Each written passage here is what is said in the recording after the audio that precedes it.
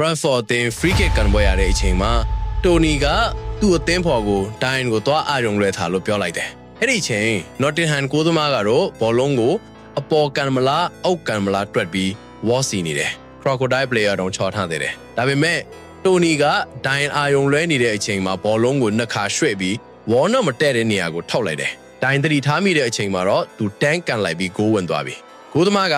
အဲ့ဒီနေရာကနေထွက်လို့ကိုလူကိုပြန်ခေါ်လိုက်တာကပိုဆိုးသွားတယ်။ coach ကတော့ဒေါသထွက်ပြီး bench မှာရှိတာတွေတောင်ရိုက်ခွဲပစ်လိုက်တယ်။ဘာလို့လဲဆိုတော့အဲ့ဒီ player ကပြိုင်ဘက်ရဲ့ signal ကိုမြင်ထားပြီးဒီဘက်ကကန်မယ်ဆိုတာသိလို့ဂိုးသမားဘယ်ဘက်ကိုသွားပိတ်ထားတာ။ဒါပေမဲ့ဂိုးသမားကမယုံပဲသူ့ကို wall ရဲဖြန့်ဝင်ခိုက်လိုက်တယ်။နောက်ဆုံးပြိုင်ဘက်ကအဲ့ဒီ player ထွက်သွားတဲ့နေရာတိတိကိုကန်ပြီးဂိုးဝင်သွားတယ်။ coach ဒေါသပေါက်တာမဆန်းတော့ဘူး။ဒါတည်းမကသေးဘူး။ David Lewis ကလည်းတစ်ခါမှပြိုင်ဘက် wall ကို complaint တက်တယ်လို့လုပ်ခိုက်ပေမဲ့တကယ်တော့အကုန် strategy ပဲ။ဒိုင်ကအမြန်ကန်လို့ signal ဖေးထားတာကို David Lewis က